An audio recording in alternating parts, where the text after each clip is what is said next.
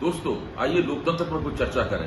कहा जाता है कि लोकतंत्र में जनता की हुकूमत होती है, लेकिन क्या यही लोकतंत्र की असलियत है?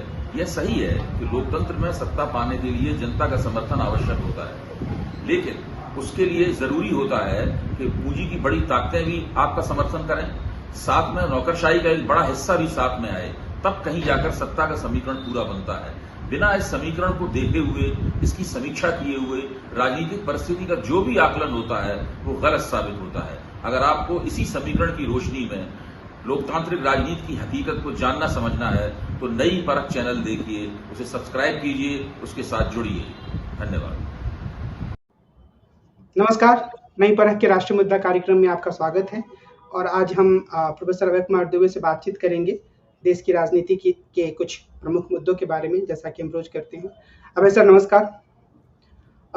विधानसभा चुनाव जो होने वाले हैं 4 राज्यों में, वैसे 5 राज्य में होने वाले हैं, 4 राज्यों को ज़्यादा प्रमुखता दी जा रही है और वहीं के बारे में कई तरह के चुनाव पूर्व सर्वेक्षण सामने आ रहे हैं।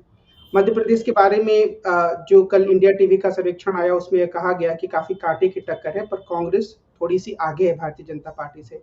एक और सर्वे आया लोक पोल करके, एक संस्था है, और उसने ये कहा कि जो तेलंगाना है वहाँ पर कांग्रेस जीत रही है, उसको 42 से 44% तक वोट मिलेगा, और जो तेलंगाना की जो बीआरएस पार्टी है उसको अधिकतम 41% वोट मिलेगा और शायद 41 से 45 के बीच में सीटें मिलेंगी। तो ये जो अलग-अलग तरह के सर्वेक्षण हैं, वो किस तरह का संकेत देते हैं देश की मौजूदा राजनीति के बारे में?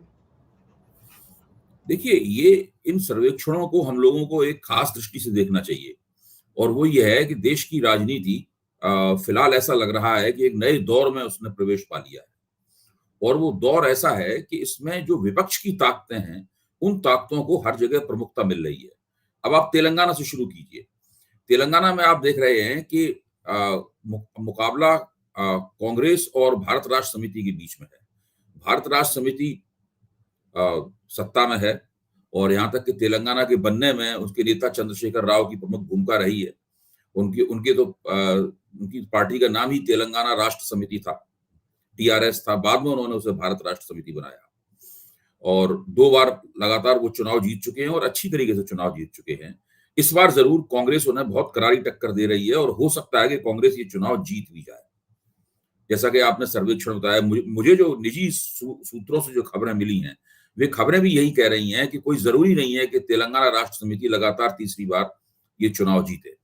अब आप इस चुनाव पर अगर निगाह डालें तो आप पाएंगे कि इसमें भारतीय जनता पार्टी पहले 2 प्रतियोगियों में कहीं नहीं है। न वो नंबर 1 पे है, न वो नंबर 2 पे है। तो इसका मतलब है वो नंबर 3 पे होगी। तो अगर वो नंबर 3 पे है, तब फिर उसे अगर इस सर्वेक्षण के ऊपर ही जाएं तो कितने वोट मिलेंगे? जब 44% वोट करीब कांग्रेस को मिलते हुए बताए जा रहे हैं और 41-42% भारत राष्ट्र समिति को मिलते हुए बताए जा रहे हैं, तो 84-85% वोट तो ये निबट गए। उसके बाद जो तीसरी शक्ति है उसके हिस्से में कितने वोट आए? उसके हिस्से में आए 15% वोट, ज्यादा से ज्यादा 20% वोट। इसका मतलब है कि अगर भारतीय जनता पार्टी वहां पर गिनी जाएगी तो वो न केवल तीसरे स्थान पर गिनी जाएगी, बल्कि वो तीसरा स्थान दूसरे से भी बहुत दूर होगा। ये चीज थोड़ी भाजपा के लिहाज से ताज्जुब में डालने वाली है, इस लिहाज से कि भाजपा ने पिछली बार लोकसभा चुनाव में तेलंगाना में 4 लोकसभा की सीटें जीती थी, यानी तेलंगाना में उसका आधार है। और आंध्र प्रदेश और तेलंगाना, जो पहले संयुक्त आंध्र प्रदेश था, उसमें ऐसा माना जाता है कि राष्ट्रीय स्वयंसेवक संघ ने और भाजपा ने पिछले 5 साल में काफी काम किया है। काम मीन्स सांगठनिक प्रचार प्रसार की कोशिश की है। सवाल ये है वो काम कहां चला गया? उस काम का असर इन चुनावों में क्यों नहीं दिख रहा है? इसका एक बड़ा कारण तो यह है कि चंद्रशेखर राव ने पिछले 6 महीने में वहां पे स्थानीय भाजपा को काफी अपनी राजनीतिक चालों के जरिए तोड़ फोड़ दिया है, और ये चीज नरेंद्र मोदी को पता है कि इन्होंने काफी भाजपा के सांगठनिक आधार को नुकसान पहुंचाया है। इसीलिए वहां पर भाषण देते हुए वो उनके ऊपर छीटाकशी करके गए कि ये खुद एनडीए में आने वाले थे, जबकि असलियत ये थी कि भारतीय जनता पार्टी की तरफ से उनको फीलर्स दिए जा रहे थे। भारतीय जनता पार्टी की तरफ से उन्हें इस प्रकार के संदेश भेजे जा रहे थे बैक चैनल के जरिए कि आप आ जाइए एनडीए में। और इस तरह के मजबूत क्षेत्रीय शक्तियों के की एनडीए में इस वक्त बहुत जरूरत है, क्योंकि एनडीए में जो मौजूदा भाजपा के अलावा दूसरी पार्टियां हैं, वो तो उनकी इतनी इतनी खराब हालत है कि वो, मुझे नहीं लगता कि अगले लोकसभा चुनाव में वो 10-15 कुल मिला सारी मिला के 10-15 सीटें भी जीत पाएंगी। वो भाजपा को चुनाव जिताने में मदद तो कर सकती है विभिन्न सीटों पे, कहीं कहीं उनकी बिरादरियों के वोट भाजपा उम्मीदवारों के वोटों में इजाफा कर सकते हैं, लेकिन खुद वो कितना जीतेंगी इसके ऊपर एक बहुत बड़ा सवालिया निशान है।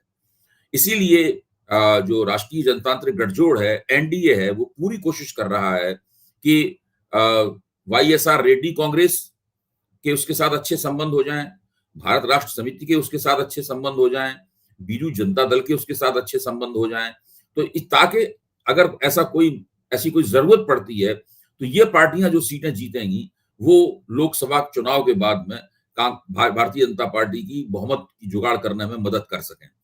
लेकिन जो राजनीति ने जो मोड़ लिया है नया, जिसकी मैं देख रहा था, जिस परिप्रेक्ष्य में हमें इस चुनाव को देखना चाहिए, वो मोड़ हमें ऐसा कोई सुराग नहीं देता कि भारतीय जनता पार्टी को अपने इन प्रयासों में कोई बहुत बड़ी कामयाबी मिलने वाली है। क्योंकि अगर भारतीय जनता पार्टी को पूर्ण बहुमत प्राप्त हो गया तो भाजपा को इनकी जरूरत नहीं पड़ेगी, तो भाजपा जो मौजूदा एनडीए से ही अपना काम चलाएगी। फिर इन संगठनों की गरज होगी कि वो सत्तारूढ़ भाजपा से और एनडीए से जुड़े या न जुड़े। लेकिन अगर भाजपा को बहुमत से कम सीटें प्राप्त हुई तो ये तमाम क्षेत्रीय शक्तियां इनके विकल्प दोनों सिरों पर खुल जाएंगे। फिर ये सोचेंगी कि भाई भाजपा के साथ जाएं या ना जाएं, या फिर जो पार्टी आगे निकल गई है, इसने भाजपा को घटा दिया है, उसके साथ जुड़ने की कोशिश करें, क्योंकि वहां और बहुत सी क्षेत्रीय शक्तियां उन्हें सत्ता में हिस्सेदारी करने की कोशिश करते हुए दिखेंगी। तो तेलंगाना की तो ये स्थिति है। जहां तक मध्य प्रदेश का सवाल है, मध्य प्रदेश से भी दो तरह की खबरें आ रही हैं।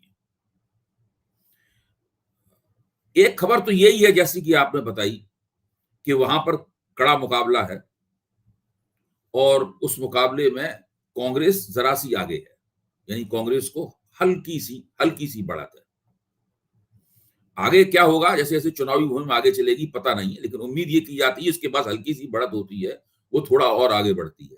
लेकिन एक दूसरी खबर आ रही है वहां से कि वहां भारतीय जनता पार्टी बहुत बुरी पराजय की तरफ बढ़ रही है।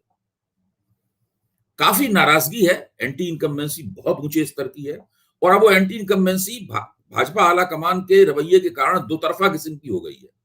पहली तो ये है कि 18-20 साल की भाजपा सरकार है, उसके खिलाफ एंटी इनकम्बेंसी है ही, और दूसरी एंटी इनकम्बेंसी उन्होंने जो मौजूदा मुख्यमंत्री हैं शिवराज सिंह चौहान, उनके साथ जो बदसलूकी की जा रही है, नित्य प्रति उनका जो अपमान किया जा रहा है, उनको बिल्कुल अकेला छोड़ दिया गया है। वो प्रधानमंत्री के साथ मंच पर भी गुमसुम ऐसे खड़े रहते हैं जैसे कोई उनके साथ ना हो।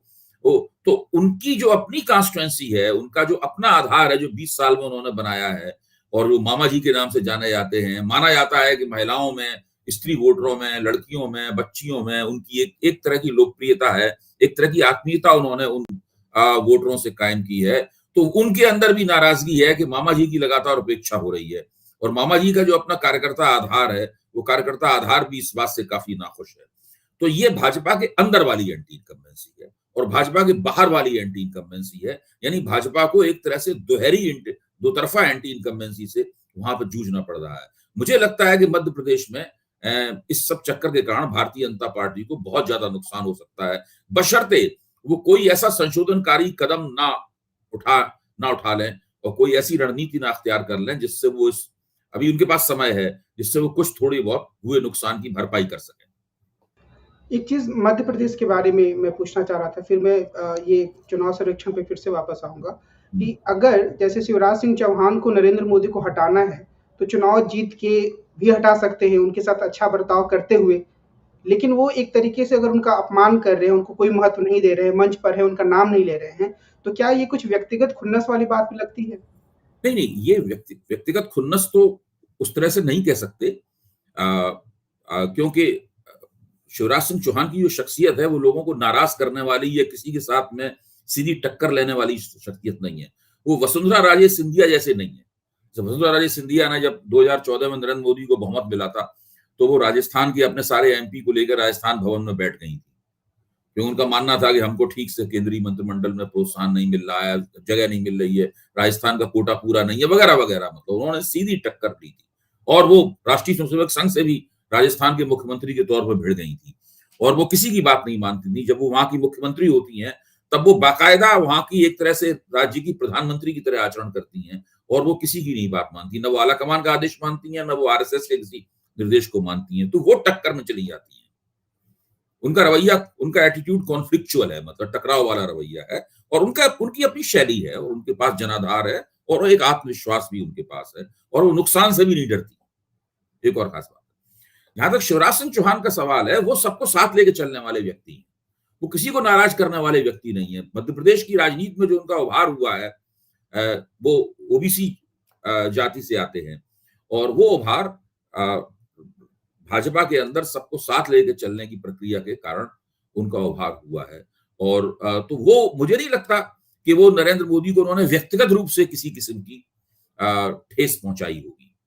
हाँ, ये जरूर है कि जब नरेंद्र मोदी प्रधानमंत्री बने तो जिन 3 मुख्यमंत्रियों को वो नापसंद करते थे, उनमें एक रमन सिंह थे, दूसरी वसुंधरा राजे सिंधिया थी, और तीसरे शिवराज सिंह चौहान थे।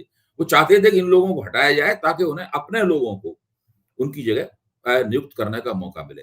लेकिन आप देखिए कि रमन सिंह तो 2018 में चुनाव हार के पूरी तरह राजनीति से बाहर हो गए, और वसुंधरा राजे भी 2018 में चुनाव हारने के बाद कभी भी भाजपा की राजस्थान की राजनीति में वापसी नहीं कर पाई।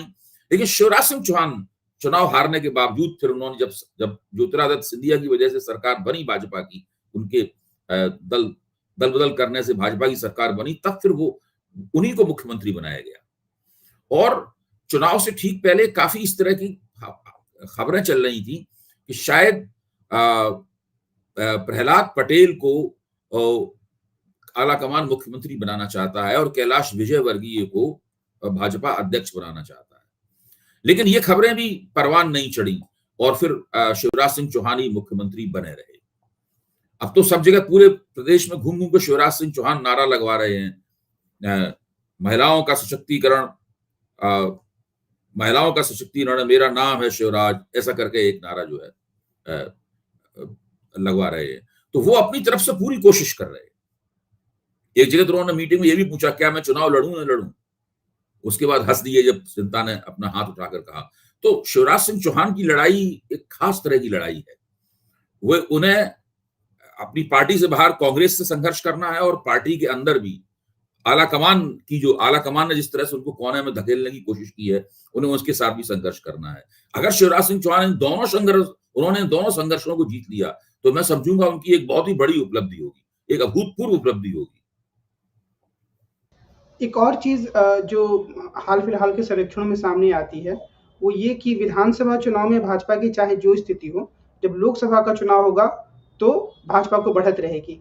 जैसे कि जो इंडिया टीवी का सर्वेक्षण है, उसमें ये दिखाया गया है कि तेलंगाना में अगर लोकसभा के चुनाव अभी हुए, तो 8 सीटें मिलेंगी बीआरएस को, 6 सीटें मिलेंगी भाजपा को और 3 सीटें मिलेंगी कांग्रेस को। तो ये जो एक प्रवृत्ति है भाजपा समर्थक टीकाकारों का, चैनलों का भी, और जो अध्ययन से भी सामने आता है, उसको आप किस नजरिए से देखते हैं?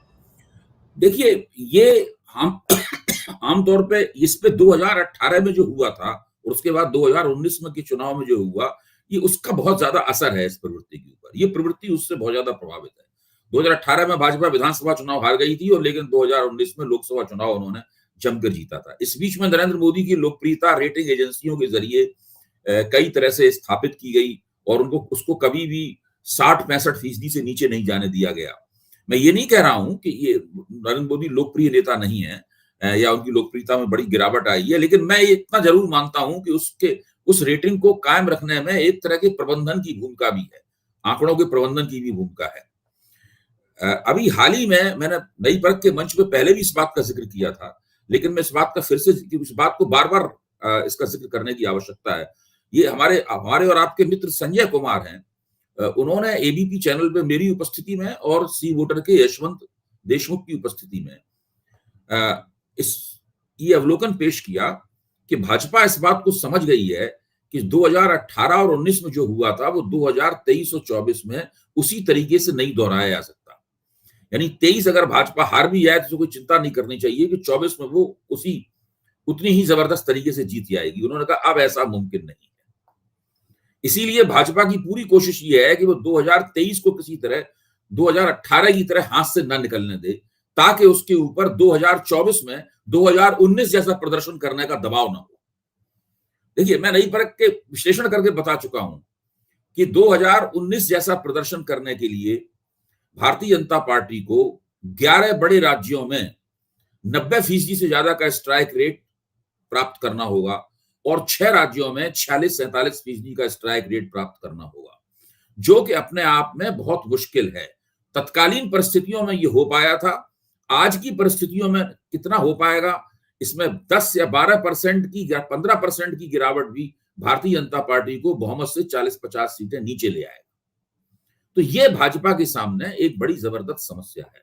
इसीलिए भाजपा पूरी कोशिश कर रही है कि 2023 का परिणाम 2018 जैसा न हो, कुछ उससे बेहतर किस्म का परिणाम हो। अब वो कितना बेहतर हो, चुनाव क्योंकि मध्य प्रदेश में तो लगता नहीं कि भाजपा अपने मकसद में कामयाब होगी।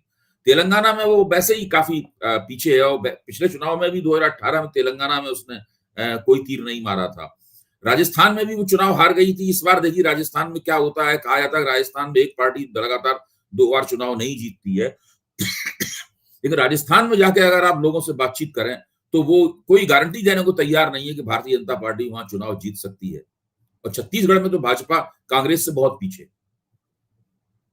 हालांकि जो संजय कुमार ने कहा उसके पहले मैं आपकी एक टिप्पणी को जोड़ना चाहूंगा, जिसमें आप बार बार इस बात को रेखांकित करते हैं कि अगर कोई बड़ी घटना नहीं हुई जैसा कि 2019 के चुनाव के समय हुआ था, तो संजय कुमार इस पॉइंट को शायद ऐड नहीं कर रहे कि कोई बड़ी घटना हो भी सकती है, कुछ चीजें ऐसी हो सकती हैं जिसके हो सकता है। देखिए, बड़ी पिछली बार बालाकोट स्ट्राइक की वजह से एक देशभक्ति का एक उछाल भारतीय जनता पार्टी को प्राप्त हुआ था। भाजपा ने अपने चुनाव प्रचार को का भी फोकस उसके ऊपर किया और उसने उसमें कामयाबी भी हासिल की। मैं इस बात को मानता हूं, लेकिन मैं समझता हूं कि ये मानना है कि ऐसी प्रवृत्ति होगी तो दोबारा बिल्कुल एकदम वैसा ही फिर से हो जाएगा, हूबहू वो चीज दोबारा दोहराई जाएगी, एकदम फिर से एक तरफा चुनाव हो जाएगा, ये मानना भी उचित नहीं है। भाई, इतिहास अपने आप को दोहराता है, लेकिन हम तो कार्ल मार्क्स की वो कहावत जानते हैं ना कि इतिहास अपने आप को दोहराता है।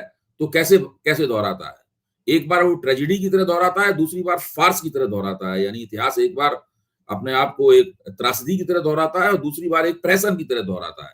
इसका मतलब यह है कि इतिहास दोहराता है, लेकिन ठीक ठीक उसी तरह नहीं दोहराता है जिस तरीके से उसकी पहले की नकल नहीं होता है बिल्कुल। तो पता नहीं उसका असर कैसा हो सकता है भाजपा को उसमें थोड़ा फायदा मिल जाए, हो सकता है पूरा फायदा ना मिले। तो कुछ कहा नहीं जा सकता क्योंकि अभी 10 साल की एंटी इनकम्बेंसी जमा है। 2019 में स्थिति ये थी कि विपक्षी दलों की कोई एकता नहीं थी। इस बार विपक्षी दलों की एकता भी भाजपा के खिलाफ है, जो बिल्कुल एक नई पिछले 10 साल की राजनीति की एक नई घटना है। फिर जगह जगह कास्ट सेंसस का माहौल है, उससे बिहार की जातिगत जनगणना से जो माहौल बना है वो भी माहौल एक तरह से परिस्थिति को हवा को बदल रहा है। तो और 10 साल से एक एंटी इनकम्बेंसी सरकार के खिलाफ स्वाभाविक रूप से जमा हो जाती है। तो बहुत सारी समस्याएं हैं। 2019 के मुकाबले महंगाई, बेरोजगारी काफी ज्यादा है। तो बहुत सारी ऐसी बातें हैं जिनको आप नजरअंदाज नहीं कर सकते। ये नहीं कह सकते कि इन सब के बावजूद भी ऐसा हो जाएगा। मैं मान के चलता हूं कि देखिए राजनीति में सब कुछ हो सकता है। अभी लोकसभा चुनाव में काफी दिन है, हो सकता है कि भारतीय जनता पार्टी को ऐसा कोई मुद्दा मिल जाए इससे वो उत्तरोत्तर लगातार वो उसकी संभावनाओं में इजाफा होता चला जाए और फिर वो जो अप्रैल में वोट पड़ेंगे, मई में सरकार बने, मई में वोट पड़ेंगे, मई में गिनती होगी, तो उस वक्त तक पहुंचते पहुंचते फिर से वो उसी मुकाम पे पहुंच जाए जिस मुकाम पे 2019 में थी। लेकिन इस प्रकार की संभावनाएं तार्किक दृष्टि से देखने पर कमजोर प्रतीत होती हैं। और इसमें यह भी कहा जा सकता है कि पिछले महीनों में प्रधानमंत्री मोदी ने जो कोशिशें की उसमें वो चीजें नहीं जुड़ती हैं, जैसे महिला आरक्षण को लागू करना या फिर G20 करना। अब देखिए, अगर महिला आरक्षण कानून बनते ही उसको लागू भी कर दिया जाता, महिला आरक्षण कानून बनाया गया और भविष्य के ऊपर उसको लागू करना छोड़ दिया गया। अब G20 वगैरह कुछ इस तरह की चीजें हैं जिनसे आपके वोट नहीं बढ़ते। मैं ये मानता हूं कि वोट जो भारत के मतदाता है वो पिरामिड की शक्ल में है। जो ऊपर का हिस्सा है, यानी ऊपर के 15-20% मतदाता हैं, वो पहले से नरेंद्र मोदी से काफी प्रभावित है और G20 ने, महिला आरक्षण ने या 5 ट्रिलियन इकोनॉमी या चंद्रयान, इनकी वजह से फिर से मेरे ख्याल से मोदी जी के साथ हैं। लेकिन जो वो मतदाता संपन्न किस्म के हैं वो महंगाई प्रूफ भी हैं, वो बेरोजगारी प्रूफ भी है, उन पे चीजों का असर नहीं पड़ता। उनकी आमदनी 3 लाख, 4 लाख, 5 लाख रुपए प्रति महीने के है, लेकिन उनकी संख्या बहुत कम होती है, क्योंकि पिरामिड ऊपर सकरा होता चला जाता है ना, तो वहां पे संख्या बहुत कम होती है। उनके वोटों से आप चुनाव नहीं जीत सकते। वो लोग माहौल बोलते हैं, पढ़े लिखे लोग हैं, प्रभावशाली लोग होते हैं, तो माहौल बनाने में तो मदद करते हैं, लेकिन वो वोट चुनाव नहीं जिता सकते आपको पूरे देश के पैमाने पर। फिर पिछली बार आप देखिए कर्नाटक में बहुत ही बेहतरीन प्रदर्शन किया था भारतीय जनता पार्टी ने। मुझे नहीं लगता कि भारतीय जनता पार्टी कर्नाटक में फिर से अच्छा प्रदर्शन कर सकती है, मैं मानता हूं, लेकिन कोई जरूरी नहीं है कि उतनी ही सीटें दोबारा आ जाएं। ये जो पूरा विचार है कि 2019 2024 में 100% दोहराया जाएगा, इस विचार में मुझे खामी दिखती।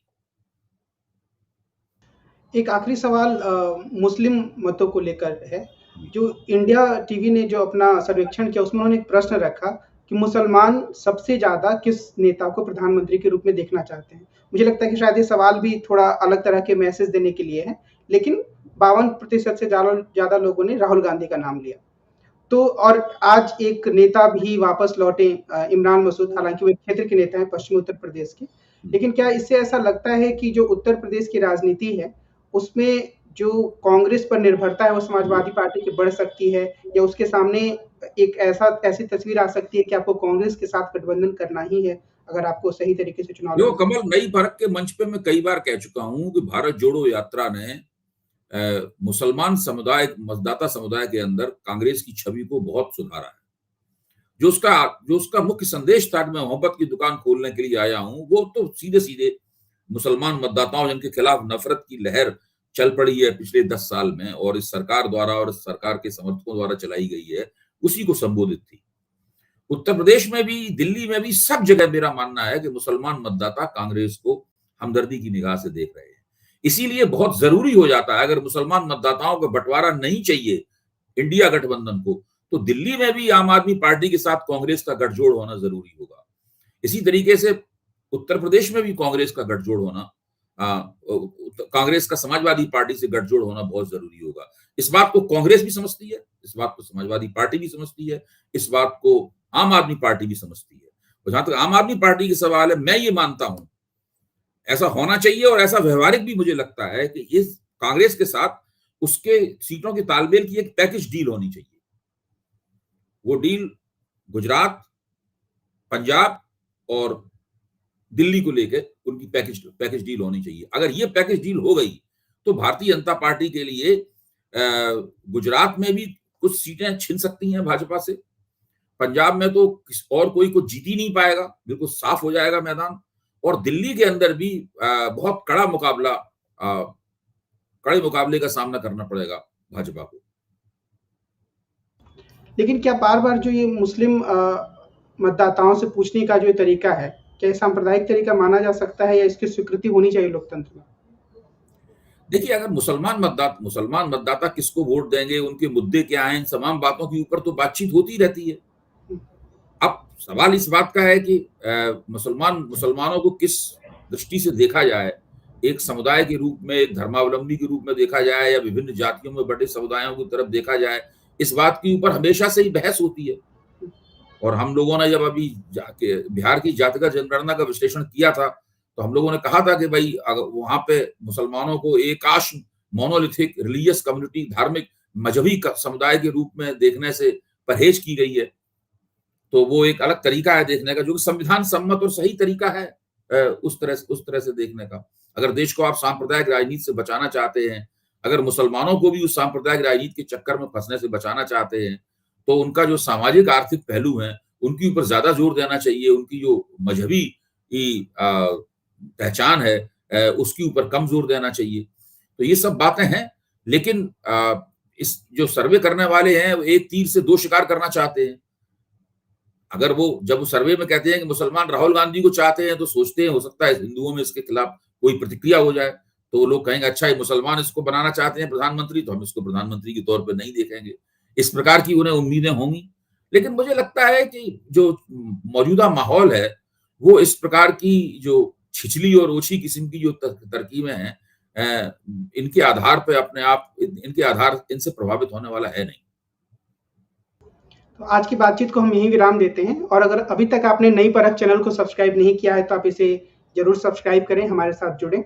हम कल फिर मिलेंगे और प्रोफेसर अभय कुमार दुबे से देश की राजनीति के बारे में और उससे जुड़े कुछ महत्वपूर्ण उलझनों, महत्वपूर्ण सवालों के बारे में बातचीत करेंगे। अभय सर, आज की बातचीत के लिए बहुत बहुत धन्यवाद। नमस्कार।